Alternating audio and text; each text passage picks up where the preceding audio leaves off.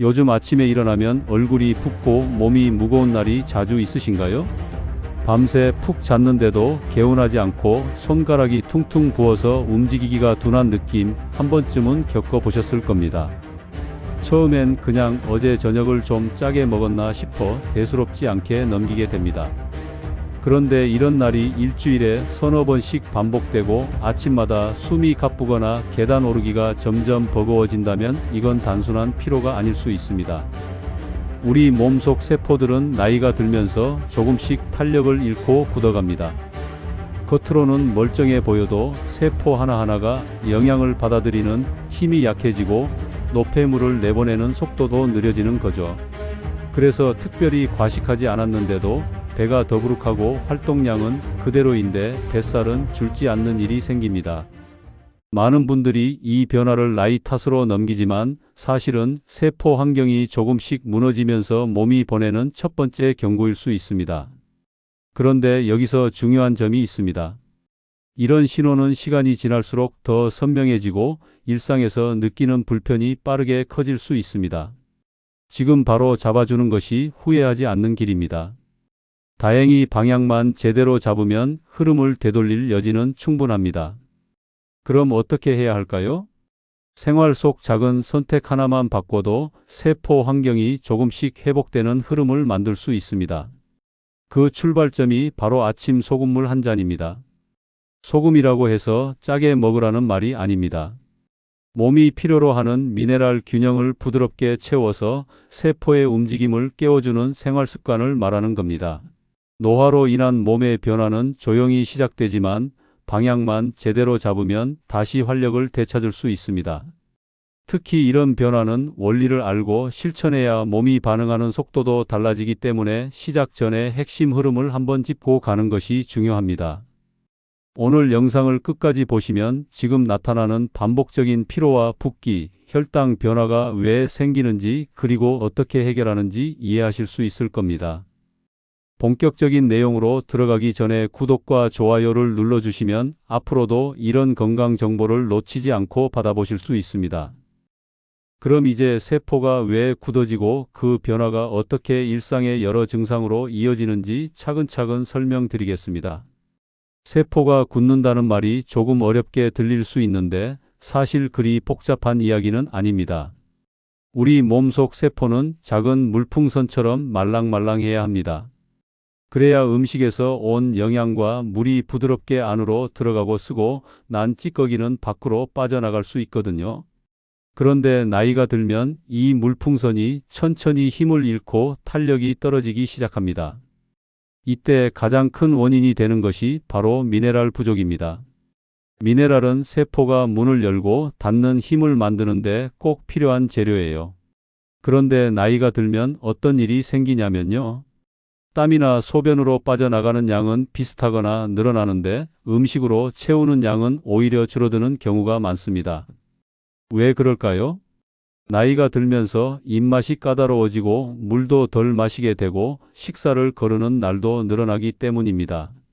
그래서 영양이 세포 안으로 들어가는 속도도 느려지고 쓸모없는 찌꺼기가 밖으로 빠지는 속도도 늦어집니다.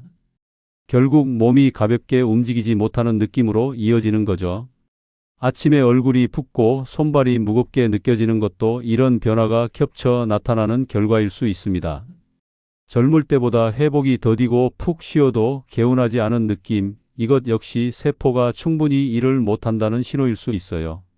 이렇게 세포의 문이 둔해지면 우리가 먹은 당분이 제때 세포 안으로 들어가지 못합니다. 그러면 혈액 속에 당이 더 오래 머물게 되고 몸은 이걸 처리하려고 더 많은 에너지를 쓰게 됩니다. 이 과정이 반복되면 뱃살이 잘 빠지지 않거나 피로가 쉽게 쌓이는 흐름으로 이어질 수 있습니다.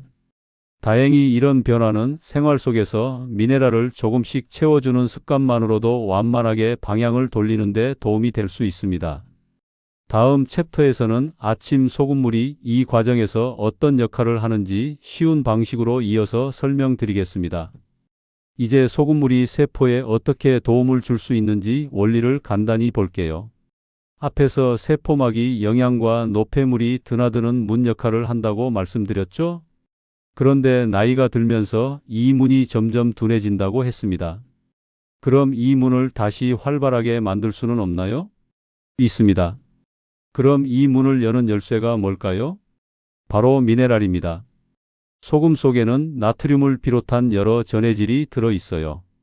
전해질이요? 그게 뭔가요? 물속에서 전기를 띠는 입자라고 보시면 됩니다. 이 전해질이 세포막에 작은 전기를 만들어 주는데요. 이 전기가 있어야 세포의 문이 반응할 힘을 얻게 되는 거예요. 젊을 때는 전해질이 충분해서 조금 무리해도 금방 회복되는 경우가 많습니다. 하지만 나이가 들면 땀과 소변으로 빠져나가는 양은 비슷하거나 늘고 음식으로 채우는 양은 줄어드는 일이 많아요. 이렇게 전해질이 부족해지면 세포막의 전기가 약해지고 문이 잘 반응하지 않게 됩니다. 그 결과 당분과 아미노산 같은 영양이 제때 세포 안으로 못 들어가고 피 속에 더 오래 머무를 수 있는 거죠. 피 속에 오래 남은 당은 피를 끈적하게 만들고 몸은 그것을 처리하기 위해 더 많은 힘을 쓰게 됩니다. 이 과정이 길어지면 피로가 쉽게 쌓이고 뱃살이 잘 빠지지 않는 현상들이 나타날 수 있어요. 그럼 아침 소금물은 어떤 역할을 할까요? 밤새 빠져나간 미네랄을 부드럽게 채워주는 역할을 할 수 있습니다. 공복 상태에서 소량의 소금이 녹아있는 물을 마시면 위에 음식이 없는 상태라 전해질이 비교적 빠르게 흡수되거든요. 이때 세포막에 필요한 정기적 환경이 조금 살아나면서 세포의 문이 움직일 준비를 다시 할 수 있습니다. 이 과정에서 혈액 속에 떠 있던 당과 영양이 조금 더 잘 세포 안으로 들어가 에너지로 쓰일 가능성이 생기는 거예요. 영양이 에너지로 잘 쓰이면 피로감이 줄고 활동량을 늘리기가 한결 쉬워집니다. 또 세포 밖에 쌓여 있던 노폐물이 바깥으로 빠져나갈 길도 조금은 넓어질 수 있고요. 이런 변화들이 모이면 몸이 전반적으로 덜 무겁고 아침 시작이 가벼워지는 경험을 하실 수 있습니다. 세포의 기능이 회복되면 가장 먼저 달라지는 부분이 뱃살과 혈당입니다. 이 두 가지는 서로 연결되어 움직이거든요. 당이 세포로 잘 들어가지 못하면 혈액 속에 남아 혈당을 올리고 남은 당이 지방으로 저장되기 때문입니다. 그래서 식단을 줄여도 뱃살이 빠지지 않는 일이 반복될 수 있어요. 하지만 세포막이 부드러워지고 통로가 다시 활발해지면 상황이 달라집니다. 혈액에 머물던 당이 세포 안으로 들어가 에너지로 쓰이기 시작하는 거죠. 이 과정이 안정되면 몸은 이전보다 덜 피로해지고 활동량도 자연스럽게 늘어납니다. 이 작은 변화가 뱃살과 혈당 조절이 시작되는 출발점이 되는 겁니다. 이런 변화를 가장 잘 보여준 분이 김순자 어르신이었습니다. 김순자 어르신은 75세인데요. 누구보다 움직이려 노력하셨어요. 저녁마다 공원을 천천히 산책했고 밥도 절반만 드셨습니다. 그런데 허리둘레는 줄지 않고 계단 몇 개만 올라가도 숨이 차서 한참을 쉬어야 했어요. 본인은 운동량이 부족해서 그렇다고 생각하셨지만 실은 세포가 충분히 에너지를 쓰지 못한 상태였던 거죠. 아침마다 소금물을 한 잔씩 마시기 시작한 지 며칠 지나자 먼저 변한 건 숨이 덜 차는 느낌이었습니다. 예전에는 한층만 올라가도 쉬어야 했는데 어느 날은 평소보다 훨씬 편하게 올라가는 자신을 발견하신 거예요. 그리고 일주일이 지나자 치마 허리가 한 칸 느슨해지는 걸 느끼셨다고 했습니다. 식사량을 더 줄이거나 운동 시간을 갑자기 늘린 것도 아니었는데 말이죠. 어떻게 그럴 수가 있죠? 세포가 활기를 찾으면서 몸 전체가 쓰는 에너지 사용 방식이 바뀌었기 때문입니다. 비슷한 경험은 혈당에서도 확인되는 경우가 많은데요. 이번에는 이만호 어르신의 이야기를 살펴볼게요. 이만호 어르신은 72세로 공복 혈당이 항상 160 전후를 왔다 갔다 해 늘 걱정을 안고 생활하셨습니다.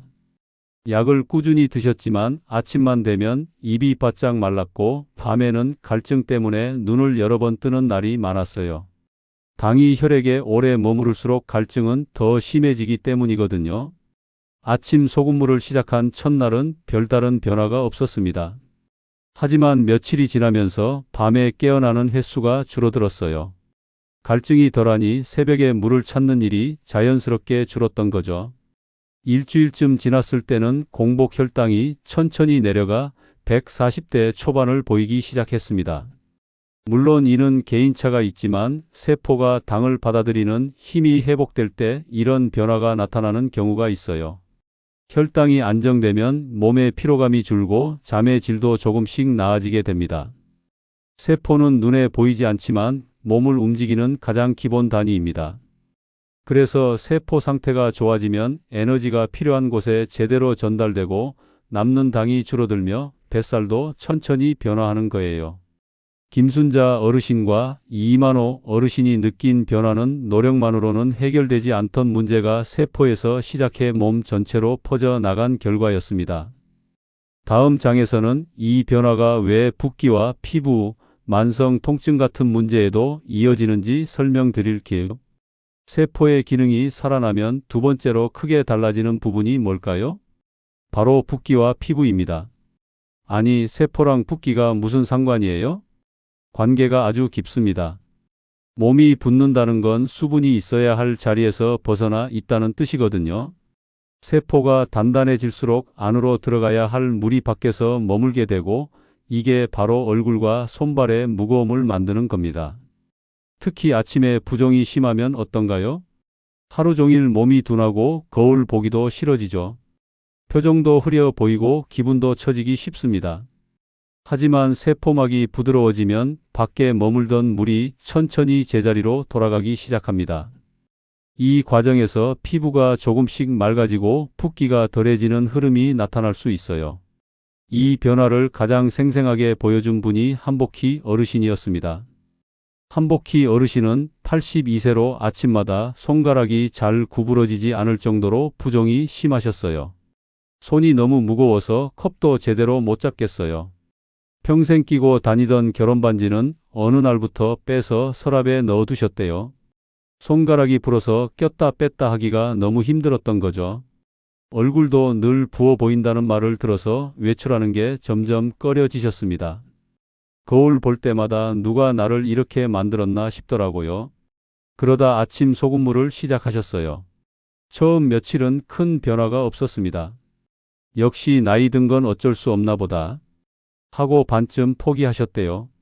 그런데 일주일쯤 지나자 아침에 일어났을 때 손가락이 조금씩 움직이기 편해지는 걸 느끼셨어요.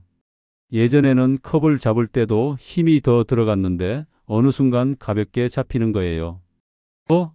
오늘은 좀 다른데? 하고 스스로 놀라셨다고 했습니다. 그리고 2주쯤 되었을 때는 얼굴도 예전만큼 무겁지 않고 눈가가 덜 붓는 느낌이 들었대요. 사람들 만날 때 표정이 훨씬 편안해졌고요. 그런데 가장 기뻤던 순간이 언제였는지 아세요? 서랍 속에 넣어뒀던 결혼반지를 다시 끼웠을 때였대요. 50년을 끼고 다닌 반지를 다시 끼우니까 눈물이 나더라고요. 내가 다시 나로 돌아온 것 같았어요. 이 변화는 단순한 붓기 개선이 아닙니다. 세포 안팎의 수분 흐름이 안정되었다는 증거예요. 수분이 제자리를 찾으면 피부는 더 촉촉해지고 얼굴빛도 한층 밝아 보입니다. 여기서 끝이 아닙니다.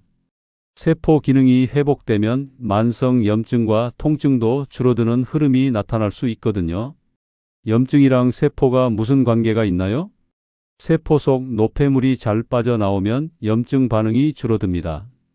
그러면 관절 주변의 뻣뻣함도 완화될 가능성이 있는 거예요. 그 흐름은 최동수 어르신 사례에서 정말 뚜렷하게 나타났습니다. 최동수 어르신은 69세로 무릎과 종아리가 늘 묵직하셨어요. 아침마다 찜질팩을 붙이는 게 일상이 되어버렸죠. 이걸 안 하면 하루를 시작을 못해요. 특히 계단을 오르내릴 때는 통증 때문에 한 계단씩 조심조심 내려가야 했습니다. 가끔 손주들이 놀러 오면 같이 공원에 가고 싶은데 무릎 생각하면 엄두가 안 났대요. 아이들한테 할아버지 무릎 아파서 못 간다고 하는 게 너무 속상했어요. 그러다 아침 소금물을 시작하고 천천히 걷는 시간을 함께 늘렸습니다. 처음 2주는 별다른 변화가 없었어요. 그래도 뭐라도 해야지 하는 마음으로 계속하셨대요. 그런데 3주쯤 지나자 아침에 일어날 때 무릎이 덜 뻣뻣하다는 느낌을 받으셨어요. 예전에는 일어나기 전에 잠시 다리를 두드리고 주물러야 했는데 어느 날은 그냥 자연스럽게 일어나서 움직이는 자신을 발견하신 거예요. 어? 내가 지금 그냥 일어났네? 찜질팩을 찾는 횟수도 점점 줄어들었습니다. 하루 2번 붙이던 게 하루 1번으로 줄고 나중에는 이틀에 1번으로도 충분해졌어요. 그리고 1달 반쯤 되었을 때는 계단을 내려갈 때 무릎에 오던 그 묵직한 압력이 서서히 줄어든 걸 느끼셨습니다. 손주들한테 이번 주말에 공원 갈까? 했더니 애들이 얼마나 좋아하던지. 이건 세포 속 순환이 조금씩 나아지고 염증이 머물던 자리가 정리되면서 생긴 변화로 볼 수 있어요. 물론 이런 변화는 사람마다 속도가 다릅니다. 어떤 분은 일주일 만에 느끼시고 어떤 분은 1달 이상 걸리기도 해요. 하지만 세포의 기능이 회복되면 일상에서 느끼는 작은 편안함들이 늘어날 여지는 충분합니다. 한복희 어르신의 붓기 변화와 최동수 어르신의 관절 변화는 세포의 흐름이 회복될 때 나타나는 대표적인 예라고 할 수 있습니다. 그럼 다음 장에서는 세포 기능이 장운동과 변비 개선에 어떤 도움을 줄 수 있는지 자연스럽게 이어서 말씀드릴게요. 세포의 기능이 회복되면 장운동에도 변화가 찾아올 수 있습니다. 장운동이요? 그것도 세포랑 관계가 있나요? 물론입니다. 장운동은 나이가 들수록 가장 먼저 약해지는 기능 중 하나거든요. 장벽의 근육이 예전처럼 힘있게 수축하지 못하면 어떻게 될까요? 변을 밀어내는 과정이 더뎌집니다. 또 장이 수분을 적절히 조절하지 못하면 변이 지나치게 딱딱해져서 배출하기가 어려워지죠. 이 2가지가 동시에 일어나면 변비는 쉽게 반복됩니다. 맞아요. 사흘에 1번 가는 게 일상이에요. 이런 분들 주변에 정말 많으시죠? 하지만 세포막이 조금씩 유연해지면 장운동과 수분 흐름에도 변화가 생깁니다. 세포가 필요한 미네랄을 다시 받아들이기 시작하면 장벽의 근육이 더 자연스럽게 움직일 수 있어요. 또장 안으로 수분이 적절히 끌려오면서 변의 질감도 부드러워질 가능성이 있습니다. 이 변화를 가장 명확하게 보여준 분이 장말순 어르신이었습니다. 장말순 어르신은 78세로 사흘에 1번 화장실을 가는 게 일상이셨어요. 1번 갈 때마다 정말 힘들어요. 진땀이 날 정도예요. 1번 갈 때마다 너무 힘을 많이 써야 해서 외출 전에는 늘 고민이 많으셨대요. 화장실 가고 나가야 하나 말아야 하나? 매번 이게 스트레스예요. 변비약도 여러 번 바꿔 보셨습니다. 처음엔 효과가 있는 것 같다가도 점점 듣지 않더래요.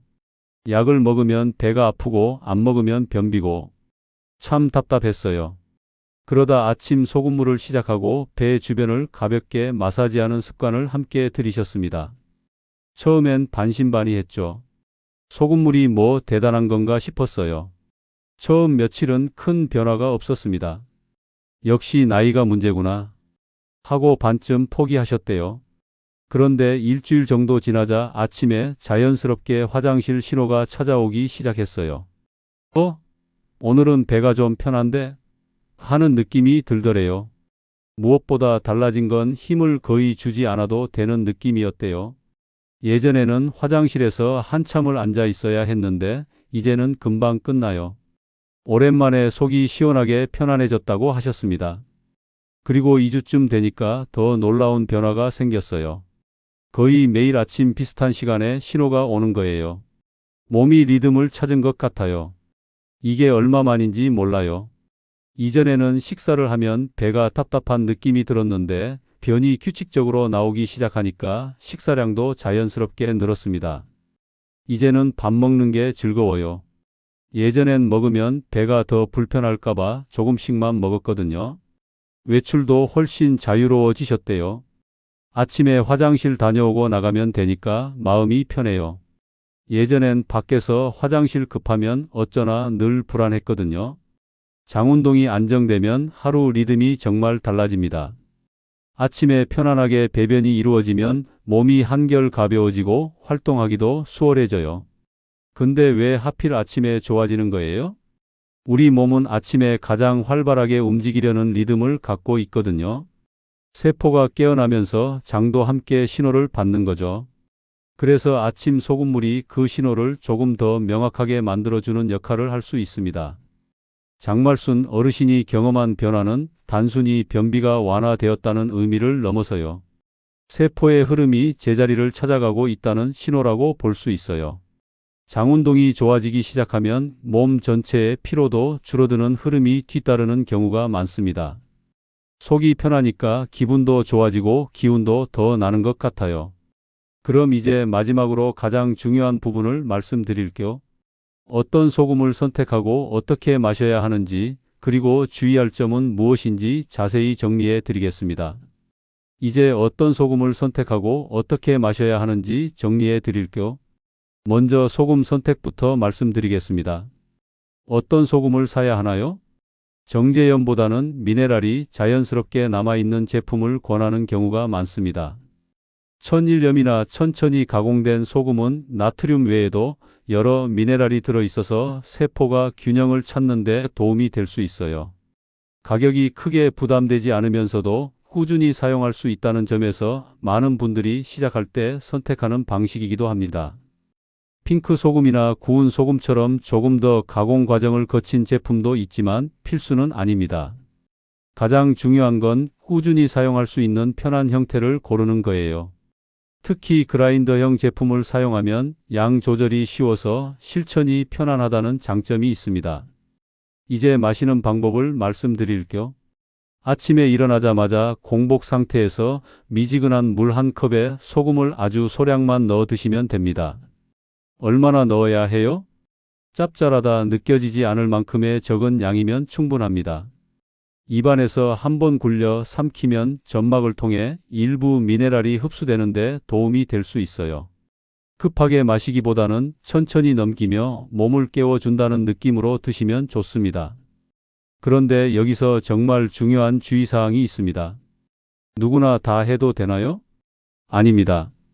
고혈압 약이나 이뇨제를 드시는 분들은 소금 섭취가 예민하게 작용할 수 있어요. 반드시 담당 의료진과 상의 후 시작하는 것이 좋습니다. 신장 기능이 약한 분들도 동일하게 주의가 필요해요.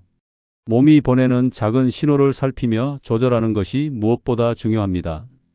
소금물을 마신 뒤 평소보다 물을 조금 더 자주 마셔 수분 균형을 유지하는 것도 도움이 될 수 있어요. 만약 몸에 안 맞으면 어떻게 하죠? 만약 소화가 불편하거나 속이 쓰린 느낌이 든다면 양을 더 줄이거나 며칠 쉬었다가 다시 시도하는 것도 방법입니다. 건강관리에서 가장 중요한 건 내 몸의 반응을 존중하는 일입니다. 남들이 좋다고 해서 무조건 따라하는 게 아니라 내 몸이 어떻게 반응하는지 잘 살펴보셔야 해요. 세포가 회복되기 시작하면 하루 리듬이 조금씩 안정되고 몸이 보내는 신호도 편안해질 가능성이 있습니다. 얼마나 해야 효과가 있나요? 사람마다 다르지만 보통 일주일에서 한 달 사이에 작은 변화들을 느끼시는 경우가 많습니다. 중요한 건 꾸준함입니다. 하루 이틀 하고 그만두면 세포도 다시 제자리로 돌아가기 쉬워요. 부담 없는 양으로 천천히 시작해 보시면 좋겠습니다. 오늘 영상 여기까지입니다. 세포의 작은 변화가 어떻게 우리 몸 전체의 활력으로 이어지는지 이해하셨나요?